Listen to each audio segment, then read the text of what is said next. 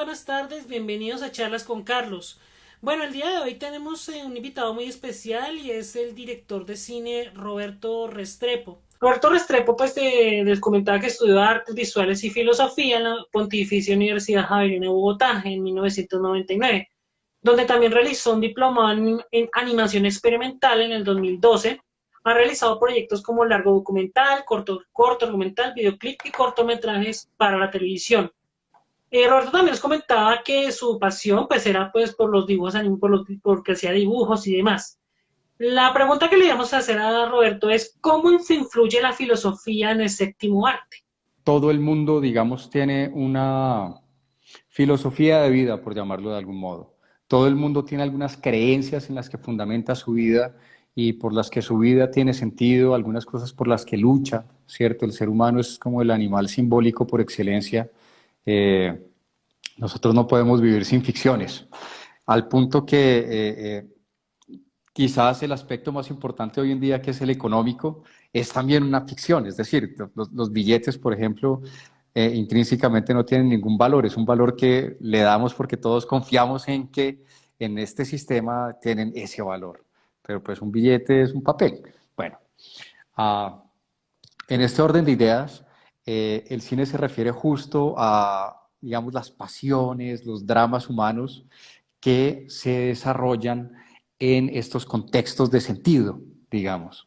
Entonces, el cine tiene un aspecto filosófico importante y no es gratuito que muchos filósofos hagan muchísimas referencias a películas y a la cultura popular en general, ¿no? Que es, digamos, la forma masiva de expresión de nuestra época. Y también está diciendo que el cine es también, es como soñar, es como conectarse con esa ficción, con esa proyección que se genera desde la pantalla, ¿no? Sí, justamente hace poco oí a alguien decir que el cine no le habla, han hecho estudios de eso y el cine no le habla en verdad como al neocórtex o a las partes más evolucionadas del cerebro, sino al sistema límbico, que es donde están como los símbolos y las emociones más enraizados, pero no, ahí no llega el lenguaje articulado. Entonces, el buen cine parece, ¿cierto? Ese cine que lo atrapa a uno y todo, en verdad le está hablando es como a la parte más, digamos, profunda del ser, ¿cierto? En términos como emocionales. Tiene que ver con lo onírico también, ¿no? Digamos, el origen de los sueños es también ese lugar como de las pasiones profundas, de las cosas que uno no se alcanza a decir claramente, pero que uno alcanza como a sentir, ¿sí?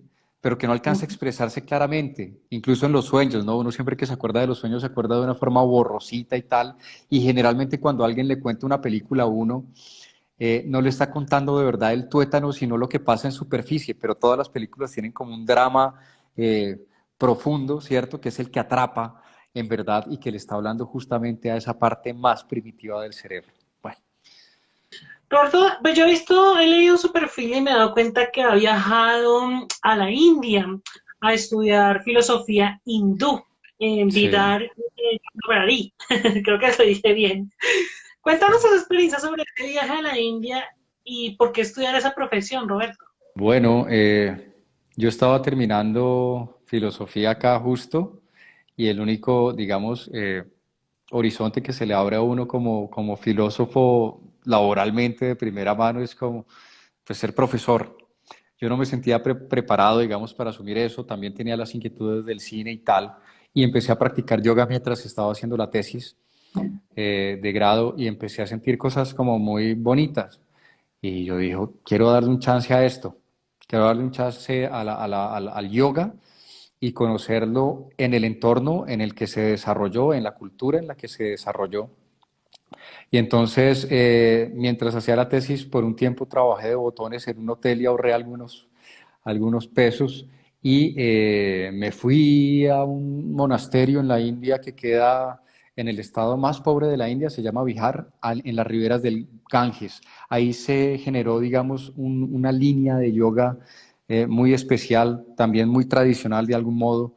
Entonces, bueno, llegué a este ashram y empecé a vivir el yoga en su forma más tradicional, que es básicamente en un monasterio con vida un poco estricta, ¿no? Monástica, sin mucho contacto con el mundo exterior, eh, con una disciplina un tanto intensa, con labores que hacer, como aparte de las clases que teníamos clases de las filosofías tradicionales de la India, pues teníamos que asear el ashram, teníamos que cocinar, teníamos que hacer pues, muchas actividades, digamos, para mantener el edificio y los jardines y el resto. Qué bueno, wow. O sea Era una que experiencia, hiciste todo. pues para mí fue una experiencia bien importante, creo que todavía no la he, digamos, es una experiencia que empezó ahí y que no he dejado de lado, o que no me ha dejado de lado a mí, ¿cierto? Claro, Digamos que no solo la práctica, digamos, de la meditación, que sí lo hago todos los días, aunque sea un poquito todos los días, pero también, digamos, esa experiencia me echó como luces al respecto de todos los aspectos de lo que significa ser un ser humano y estar vivo y tratar de ser bueno y qué sé yo. interesante. Muy interesante lo que me está contando Roberto. Saludamos en este momento a las personas que están conectadas. Callis S, te manda mucha salud. Mayo Music Ah, muchos Nat, saludos para Callita. bueno, nos está acompañando en charlas con Carlos. Camilo Montoya también se nos unió. Y Sí, creo bueno, que es un amigo del cole. Si es el qué mismo bueno. Camilo Montoya, un saludo también para él. Y a todos bienvenidos a charlas con Carlos. Cualquier duda que quieran hacerle a Roberto, con mucho gusto, nosotros la vamos a leer y las vamos a responder. Bueno, Roberto, durante la estadía en la India, ¿has tenido la oportunidad de ver el cine bollywoodense? Sí, he visto como varias películas de Bollywood. Tengo que decir que no es mi género favorito, pero hay algunas que son muy buenas. Desde el punto de vista, digamos, incluso lo que hablábamos ahorita, ¿no? Digamos, filosófico, ¿no? Como eh, de la forma de entender el ser humano y todo el horizonte de sentido del humano y todo. Hay una película en especial que se llama Lagan, que me gusta mucho, que fue de hecho nominada para los premios Oscar, si no estoy mal, en 2010. Muy buena. ¿Qué diferencia hay entre el cine bollywoodense y el cine comercial? Bueno, el cine bollywoodense es el cine comercial de los indios, pero tiene unas especificaciones o digamos, tiene unos parámetros muy particulares propios del cine bollywoodense. Primero, está completamente atravesado por la música y el baile. Pues no hay, y todos son melodramas o generalmente son melodramas de amores imposibles que terminan siendo posibles. Más recientemente, ustedes saben que en la India pues la gente se casa todavía, un gran porcentaje de la población, más de un 80%, más de un 85% de la población se casa por matrimonios arreglados. Entonces básicamente enamorarse puede llegar a ser más o menos una maldición. O sea, enamorarse de alguien porque uno sabe que el amor va a ser imposible. Entonces, la mayoría de películas bollywoodenses lo que hacen es sublimar esa condición, reflejando ese tipo de amores en la pantalla, ¿no? Ok. Eh, ¿Qué tiene de particular el cine bollywoodense? Bueno, la mayoría de películas duran 4 horas con un intermedio. El cine es, a ver, haciendo un panorama general de la India todavía sigue siendo mayoritariamente rural, más o menos el 70% de la población de la India es rural. Hay muchos pueblos donde todavía no hay ni siquiera electricidad constante, ¿cierto? Entonces, el cine, y ahora con los celulares y eso también, digamos, ha habido como una revolución en las comunicaciones, pero el cine era casi lo único que llegaba a todas partes en la India, ¿cierto? Que se podía ver, digamos, en masa, entretenimiento, en masa, el cine era lo único que llegaba a todas partes. Entonces, todavía el cine, digamos que está enclavado mucho en la parte tradicional, como en la religión, digamos, en la cultura de la India. Eh, y es eso, como melodrama, música y baile. Causa curiosidad que nos acabas de contar es que una película bollywoodense dura 4 horas con intermedio. ¿Cómo es eso? Yo creo que en Colombia alguna vez pasó así, o en Occidente, eh, que las películas tenían como un intermedio para que la gente saliera a comer crispetas y tomarse de pronto un refresco o un café, qué sé yo, como algunas obras de teatro todavía. Entonces, en la India estamos viendo la película y de repente la cortan y dicen intermedio y la gente sale a comprar crispetas y a tomarse un café o tomarse un refresco. O sea que las personas no compran las crispetas cuando empieza la película como aquí, como También, hacen... Ah, también. Ah, ok. también. Pero bueno, para aguantar una película 4 horas, pues toca tener como doble ración de crispetas. Aunque a diferencia de acá, por ejemplo, la película de los Avengers Endgame, que duró casi 4 horas, o pues Titanic, mucha gente le toca quedar 4 horas sentado. Sí. Y en India sí no es Debieron, así. debieron aprovechar y hacer el intermedio también, porque el negocio de las salas de cine más que las películas es las crispetas. Claro que sí, la comida más que todo y Sí, el descanso. sí, sí, sí. Bueno, eh, cuéntanos sobre la cultura hindú y qué se diferencia de nuestro país. Bueno, se diferencian un montón de cosas. Los indios, como te decía, son muy tradicionales, todavía muy apegados a su religión. Pesan mucho las diferencias sociales, que no son propiamente clases sociales, sino castas, que hoy en día, y sobre todo en los contextos urbanos, pues digamos, cada vez menos vigentes, son de hecho ilegales, ¿cierto? La segregación por castas es ilegal, pero siguen siendo operativas en algunos aspectos, como por ejemplo, quién se casa con quién y quién come con quién, que son como las actividades más contaminantes, digamos, hay como una escala de pureza ritual. Y nosotros no tenemos eso, nosotros tenemos el concepto más de clase social eh, que de casta, que es un concepto religioso, ¿cierto? De pureza, digamos, sí, de pureza kármica, de hecho. Eso por un lado. Por otro lado, algo en lo que somos bien distintos es, y tiene que ver justamente con el karma, la forma como uno se asume la vida, ¿cierto? En Occidente, en Colombia, nosotros sentimos que somos responsables de nuestra vida, primero, ¿cierto? Es decir, tenemos que hacer todo lo que podamos hacer para ascender en la escalera social, por ejemplo, para cambiar nuestra vida, mejorar nuestra vida. En la India ellos tienen una especie de política vital de la aceptación.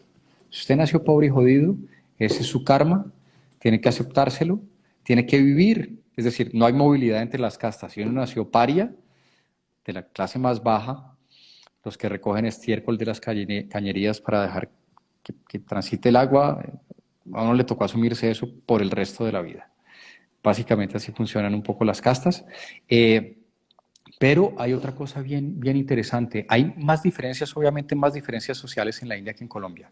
Colombia es uno de los países más desiguales, el más desigual con Brasil de Latinoamérica. Y eso ha sido un motor importante, digamos, de la inseguridad, ¿cierto? Y de los conflictos sociales en general, empezando por las luchas, digamos, de reivindicación de la izquierda, socialistas, qué sé yo, pero también el crimen en las ciudades. En India uno puede salir a hablar por celular a medianoche y nadie lo va a robar. Sí, o sea Eh, que la seguridad es buena.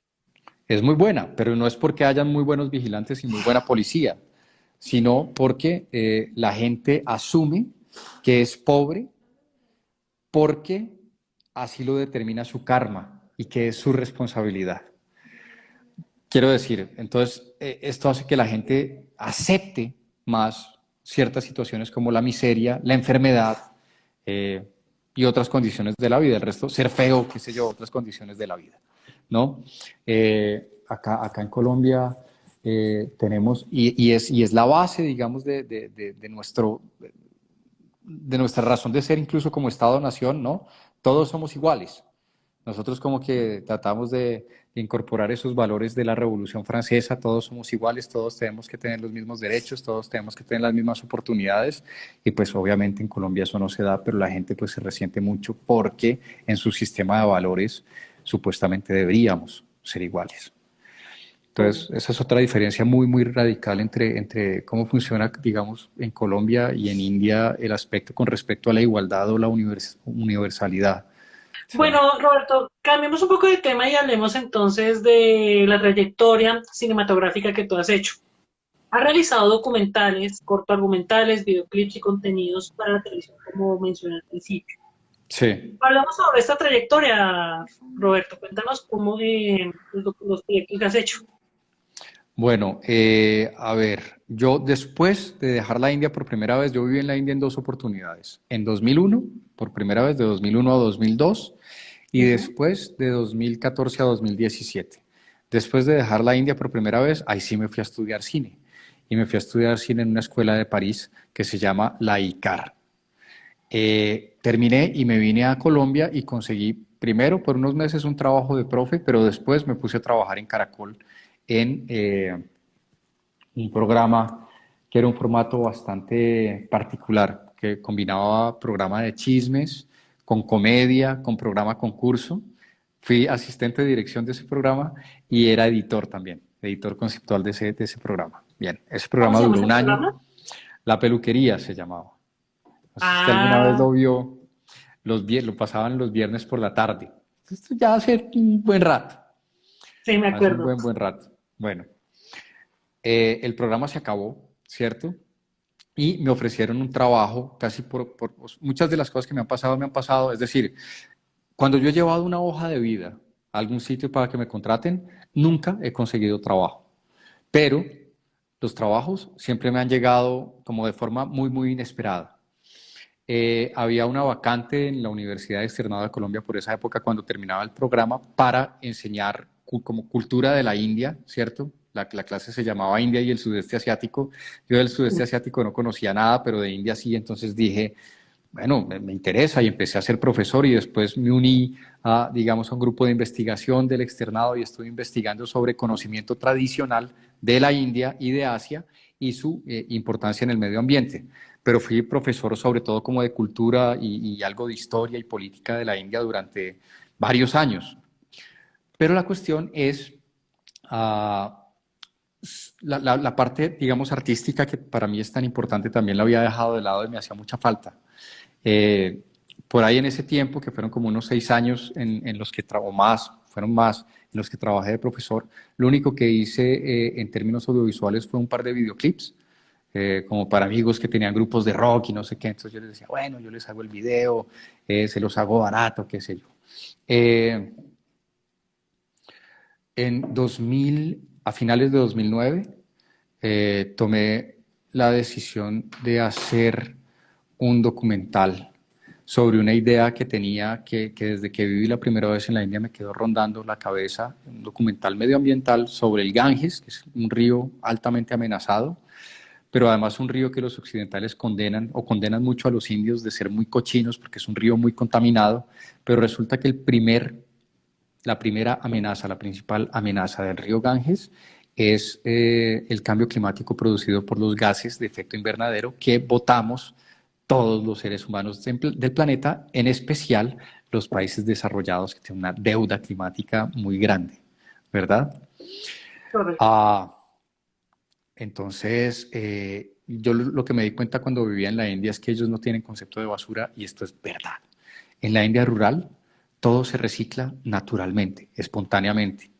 El desechable tradicional de la India, esto lo he dicho mil veces, el desechable tradicional de la India son unas copitas de barro, uno se toma el té, bota la copita al piso y la copita se vuelve tierra otra vez, no tiene que tener ningún proceso para volver a ser parte de la naturaleza.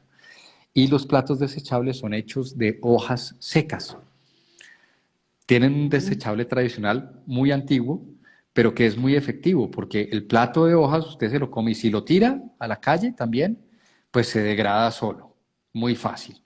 Pero si usted le sirve una vaca, que en la calle de la India, incluso en las ciudades hay vacas por todas partes, usted le sirve una vaca, la vaca viene y se come su plato o su cáscara de banano, lo que usted tenga en la mano, que ella se pueda comer. Entonces, yo lo que me di cuenta es que los indios no tenían concepto de basura hasta la llegada del plástico, la llegada del aluminio, y que el problema en verdad no era que los indios no tuvieran un sistema de recolección de basuras adecuado, sino que las formas de producción y de consumo modernas de verdad presentaban unos problemas muy graves que no solo afectaban a la India, sino a todo el planeta. Ya sabemos que nuestros mares están Contaminados. hipercontaminados. Nosotros Sí. mismos somos la primera generación de seres humanos que tiene microplástico en el cuerpo, plomo, mercurio, yo no sé qué cantidad Y todo esto es por la industria, por nuestras maneras de producir y de consumir que son completamente desalineadas de los procesos naturales. Lo que en la India todavía, digamos en la India rural todavía, que el 70%, recuerdo el 70% de la India sigue siendo rural, pues está muy pegada todavía a la tierra. Incluso, no sé, ellos le encuentran una botella de Coca-Cola por ahí, la encuentran y se ingenian a hacer como una especie de sistema de riego con eso, o se la pegan una llave para que tire el agua como en chorritos o alguna cosa hacen con esa botella. Eh, entonces, nada, la experiencia en la India, digamos que también me dio como una forma de ver el problema ambiental de otro modo, ¿sí? ¿Y qué son los gases de efecto invernadero? Justamente basura que no podemos metabolizar, o sea, desechos, nuestros desechos que no podemos metabolizar, que ni la industria ni la naturaleza ya pueden metabolizar, entonces empiezan a acumularse y lo que hacen es pues, generar todos estos problemas que vemos que hay. También esta película ya está proyectada en algunos, en la televisión, creo que en Telemedellín ya la proyectaron, ¿no, Roberto? Sí, mira, la película eh, salió por Cine Colombia Salas de Cine en 2019, el 6 de junio de Ah, 2019. Ahora, en este momento, está en dos plataformas. Está en la plataforma de Cine Colombia que se llama Cineco Plus y está también en Amazon. Su versión en inglés está en Amazon en Estados Unidos y su versión en español está en Colombia y creo que va a estar en otros países. Estamos gestionando eso. Entonces, bien, la película y se emitió en Telemedellín, pues fue la primera emisión en televisión de la peli hace como una semana o 15 días. bueno, esperemos que la vuelvan a proyectar también para ver esta película que pues, nuestro invitado pues ya ha realizado, Roberto Restrepo. Bueno, en este momento quiero saludar a M. Cata, Rodrigo Morales, La Onta y Camila Secas, que están viendo este programa y con nuestro invitado Roberto Restrepo. Un saludo para ellos también, especial. Bueno, qué bueno. Bueno, hablemos de otra película, un documental que tú realizaste, se llama El baile de la fruta. Cuéntanos Sí. cómo nació y de qué se trata este documental. Bueno, esto es al tiempo una serie documental. Es una historia bien bonita. Es una serie documental para la que me contrató el Instituto Sinchi con los indígenas huitotos de la Chorrera en el Amazonas. Entonces, de hecho, ellos habían hecho un intento de grabar sus rituales. Los rituales, ellos tienen como 4 niveles de rituales, no me acuerdo muy bien cuáles son, pero el primero, es decir, cuando un sabedor, Winaima, se dice en Huitoto, sabedor, es decir, una persona de conocimiento, va a empezar a ejercer su profesión, lo primero que tiene que aprender es el baile de la fruta, que son una serie de encantamientos y ensalmos para poder persuadir a los dueños de la naturaleza para que den algunas cosas como las hojas de coca, recolectar algunas cosas como la yuca, y después se hace un baile en el que se intercambian semillas. Entonces, son 9 días de rituales y después se intercambian entre distintas comunidades de huitotos. Estas semillas. Entonces, este baile de la fruta como que concentra mucho de los valores ambientales expresados de una forma muy distinta, obviamente, ¿no? Son valores ambientales expresados de una forma ritual, pero el Instituto Sinchi me contrató para escribir un documental que expresara en español, que expresara el sentido ambiental y social del baile de la fruta.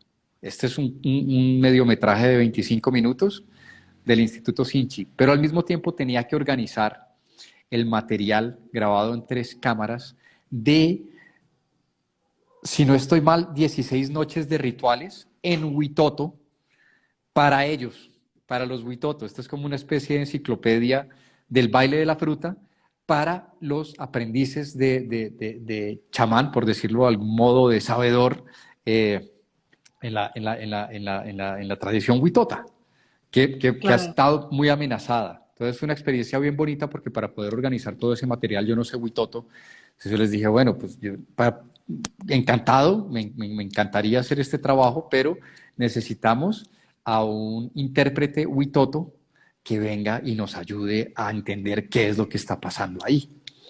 Y nos mandaron a Patricio, con quien casi pues trabajé todos los días con otro amigo editando durante 4 meses.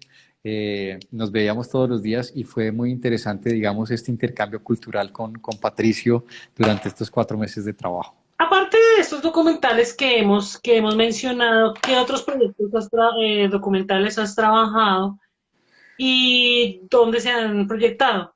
No tengo mucha producción audiovisual porque he hecho muchos trabajos en los intersticios entre producción y producción. Vamos que sobre todo he hecho como algunos videoclips, animaciones experimentales. Ujú. eh, de hecho, Ganges, la película, tiene algunas partes de animación que hice yo mismo. Eh, y he trabajado como en algunas, durante un año monté una productora audiovisual antes de irme la segunda vez para la India y ahí hicimos como varias piezas publicitarias que iban desde Reebok. Por esa época sacó como un evento de CrossFit que se llamaba el Reebok Fitness Day y tenía eliminatorias y todo eso. Nosotros lo registramos, lo grabamos y lo hicimos para Reebok.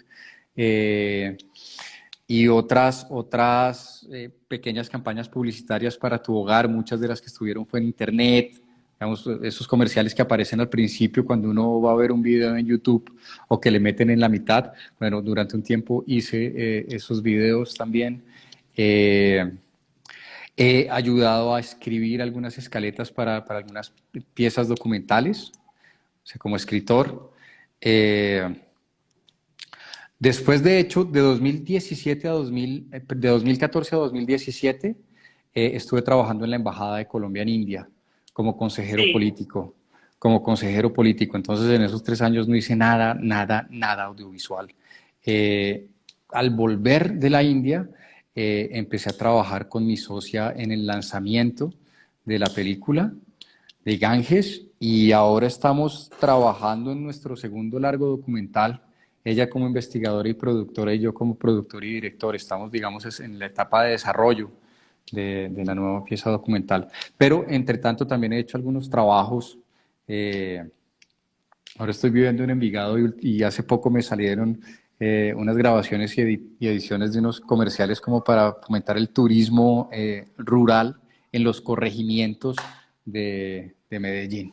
Tanto la película Ganges como la de la fruta, ¿cómo ha sido la crítica, la recepción, bueno, más que todo la recepción de la crítica frente a estos dos proyectos que has realizado? Bueno, tengo que hablar sobre todo de Ganges porque el baile de la fruta se restringió más a un contexto como fue presentado en la Cinemateca, pero digamos que no participó ni en festivales, creo que no participó en festivales y fue algo hecho por encargo, pero mi ópera prima, mi producto de verdad es Ganges. ¿Cómo fue la recepción de la crítica? Mira, tuvimos muy buena respuesta por parte de la prensa. Había varias situaciones que hacían que la película fuera, digamos, particular, ¿cierto? Una de esas es que es quizás, me imagino que habrá más, pero es el único documental ambiental que yo conozco hecho por colombianos afuera, en especial en la India, ¿sí? Y mucha gente entonces también preguntaba, bueno, pero ¿por qué no se fue a hacer un documental sobre el Magdalena o el río Bogotá que también está contaminado y no sé qué? Y pues había razones de fondo y de peso para escoger el Ganges. Una de esas razones es que el Ganges es el río del que más gente depende en el mundo y es uno de los ríos más amenazados del planeta. Entonces en el Ganges podíamos ver casi con una lupa todos los problemas que estamos enfrentando los seres humanos en términos medioambientales, pero en un mismo sitio. Y una cosa bien particular es que dentro del curso del Ganges, digamos, en el recorrido que hace el Ganges también, uno puede señalar eh, elementos particulares de la tradición india que nos pueden ayudar a combatir los problemas ambientales que tenemos. Entonces, juegan las dos cosas, ¿no? Además de un interés particular, obviamente, por la cultura india y por la tradición pues, espiritual de la India, que también juega un papel importante en la película. Claro. La película, bueno, participó en algunos festivales, tuvo una mención de honor en el Festival Festiver, que es el Festival de Cine Ambiental de de Barichara, que de hecho va a participar este año, también están conmemorando los 10 años, y entonces quieren pasar como 10 de las películas más notorias a lo largo del festival, y Ganges está incluida. Eh, y la película estuvo nominada a Mejor Fotografía en los premios Macondo, que fueron los premios de la Academia Colombiana de Cine. No estuvo nominada a Mejor Documental, sino a Mejor Fotografía. La película es muy linda en términos visuales, muy Claro. bien filmada, muy bien filmada. Y también fue nominada en los premios Platino, que son los premios de cine iberoamericano, ahí sí como mejor documental. No se ganó ninguno, o sea, no se ganó ninguno de los dos premios, pero estar nominado ya es como para nosotros pues un reconocimiento a la calidad y la pertinencia de la película. Mauricio Rico Muñoz se nos unió y Rommel Amador. Saludos, viejo Robert. Te manda muchos saludos. Bien, Rommel trabajó conmigo en Caracol, en el programa Ah, que te digo, La Peluquería, sí. interesante. Bueno, pero entonces Un cambiemos un saludo. poco de tema, cambiemos un poco del tema del género documental y hablemos ahora sobre los cortometrajes de ficción y animación que has hecho. Tengo por entendido que has Sí. hecho varios cortometrajes. ¿Nos puedes comentar Sí. algunos y de qué se trata? Bueno, yo estudié cine en la escuela que te dije, EICAR, de París, y ahí comenzaron, digamos, los primeros cortometrajes, que fueron ejercicios de escuela. Era por concurso, uno escribía como los guiones, se los ganaba y filmaba, y dos de mis guiones salieron seleccionados para hacer cortometrajes. Uno es un cortometraje muy corto, que se llama Nourrissez votre temps, que quiere decir nutra su tiempo, y otro, ya no me acuerdo ni cómo se llama, pero bueno, Bueno, te voy a ayudar un este, poco. Aquí sí, tengo Pulpo en sí, 2012, sí, Araña en el mismo sí, año y Allen Cox en el 2006. Y el que acaba de ser sí, pronunciado que fue el sí, 4. No lo voy a pronunciar sí, porque no sé francés. sí, sí, exacto. Alentour, que quiere decir alrededores, fue un cortometraje que se hizo también en la misma escuela de París. Luego, Bulbo es una reflexión sobre la relación entre la sexualidad y la muerte. Es un documental, bueno, una animación documental experimental, ¿cierto? Que tiene dos técnicas, una técnica que se llama pixilación, que es tomar fotos, o sea, hacer animación con fotos, pero con seres humanos, se llama pixilación. Ujú. Eh, y una técnica que medio me inventé, que era como proyectar con una máscara de arena un rostro, y esta arena se desvanecía y quedaba una calavera. También, como pues, tocamos sobre un tema acerca pues de la pandemia y demás, sabes que estábamos en tiempo de cuarentena, las producciones se han detenido, los cines también se han cerrado. ¿Cómo te ha afectado esto en cuanto a tus futuras proyecciones? Bueno, afortunadamente el documental nuestro salió 6 meses antes un poco más antes de que comenzara la pandemia. Tengo el caso de un amigo que estrenó su película y a la semana empezó a ver los primeros casos de COVID, y a la semana siguiente cerraron los cines, pues la película quedó a medio estrenar, digamos, una película excelente además, eh, que se llama Después de Norma, un documental. Bueno, no voy a hacerle tanta publicidad, pero es un excelente documental, eh, y se quedó en la mitad del camino porque pues, las salas de cine cerraron. Entonces, mucha gente también, que estaba a punto de terminar sus producciones antes de que comenzara la pandemia, pues les ha tocado estrenar en plataformas digitales, movies, otras plataformas digitales. Afortunadamente nosotros tuvimos la oportunidad de estrenar en salas de cine con una cobertura como realmente para un documental, pues extensa en Colombia. Estuvimos en Medellín, estuvimos en Bucaramanga, estuvimos en Barranquilla, estuvimos en Cali, estuvimos en Bogotá en varias salas. Y la pandemia, paradójicamente, es decir, sí me ha afectado negativamente en varias cosas, pero a la película la ha afectado es un poquito positivamente, porque esto forzó, por ejemplo, a Cine Colombia o más bien, bueno, sí, forzó a Cine Colombia a sacar una plataforma digital y nuestra película está incluida en la plataforma digital de Cine Colombia. Bueno, ya estaba en Amazon desde antes de la pandemia. Pero digamos que en el territorio colombiano la pandemia le dio como un poquito más de tiempo de vida a la película, que también es un tiempo, las películas tienen un tiempo de vida muy efímero, ¿no? Una película está en cartelera un mes y ya. Pues tenemos que tener en cuenta que estas películas o esos documentales o proyectos son corto tiempo, digamos por decirlo así, bueno, en la tanto en la televisión como en las plataformas digitales. Porque pues te estaba comentando detrás de cámaras que por ejemplo, el caso de Amazon Netflix, pues tú no tienes que esperar a que haya buena calificación o que Sí, por lo menos la película sea muy exitosa para que se pueda quedar en la plataforma, si no la sacan. sí, sí, de acuerdo.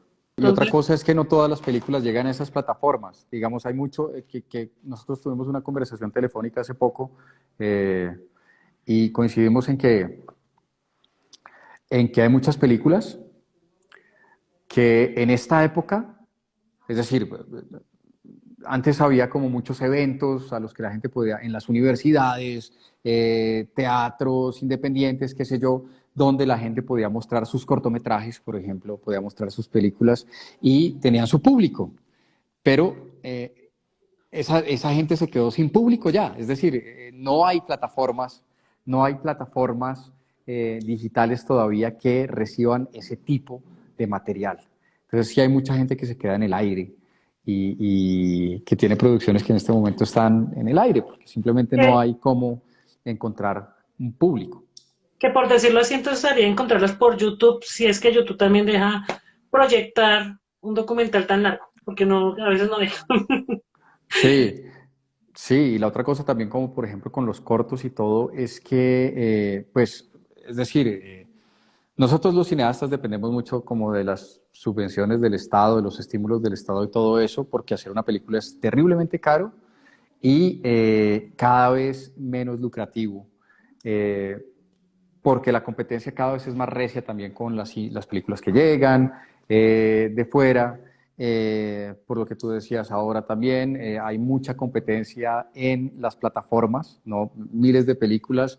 Entonces también cada vez es como más difícil lucrarse haciendo cine en Colombia. Y estas personas que antes se lucraban, qué sé yo, con las salas independientes o lo que sea, pues también, es decir, están varadas, están paradas. Ana Cecilia Sandino Canda y Aleja Larcón se nos unieron en estos momentos a charlar con Carlos. Bienvenidas y pues también le mandan un saludo a nuestro invitado, Roberto Restrepo. Un saludo muy, muy especial. Bueno, Roberto, me imagino que Roberto también, bueno, Johnny Rodrigo también se nos unió. Bienvenido. Roberto también ha visto películas colombianas. Me imagino que Claro. recuerdan las actuales y las modernas. ¿Cómo te parecen ahorita las películas, o bueno, las que habían salido antes de la pandemia? ¿Cómo te parecen esas películas?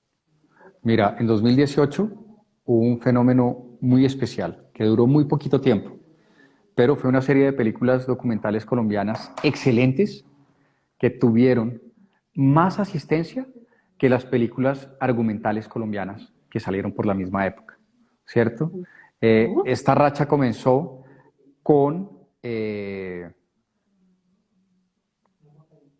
Amazona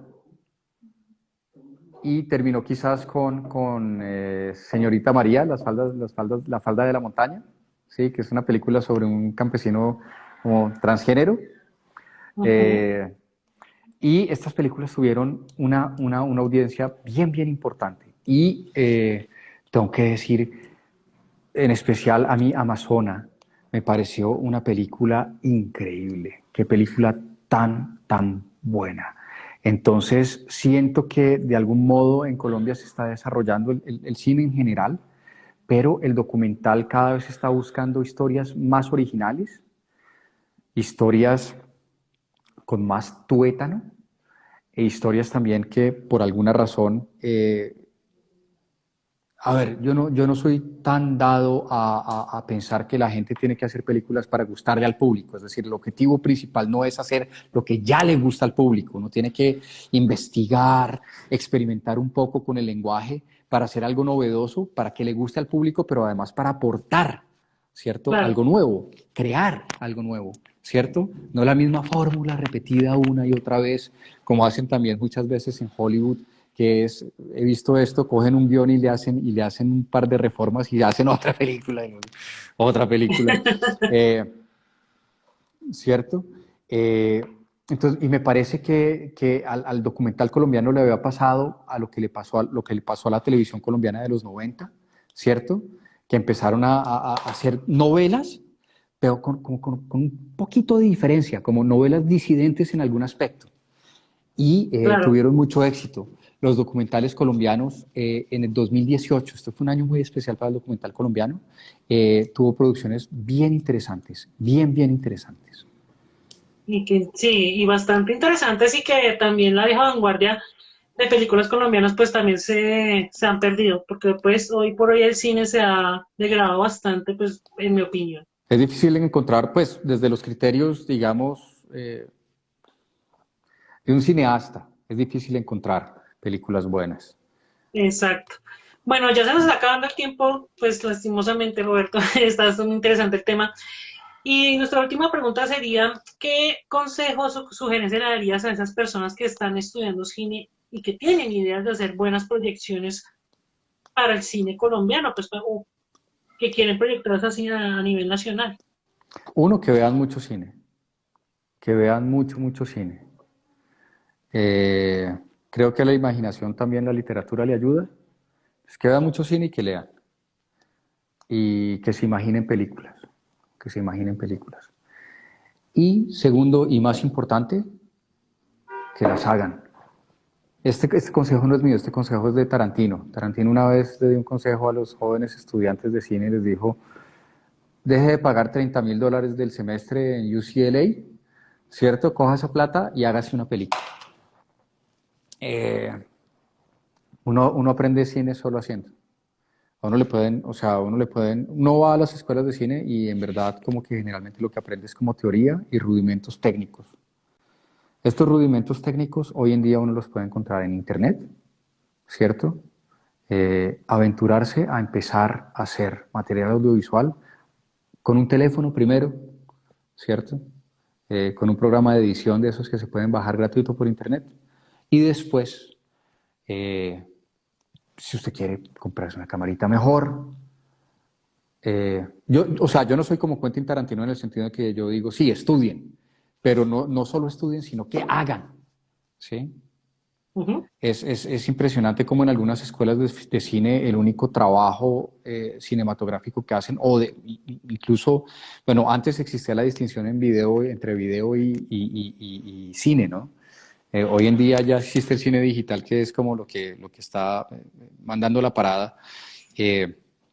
Pero digamos, había escuelas de cine, cuando yo estudié cine, en las que los muchachos solo salían con, o sea, solo tenían una experiencia en toda su carrera del quehacer cinematográfico real. Salían con un solo proyecto cinematográfico, que era su proyecto de grado, en Bueno, toda la carrera.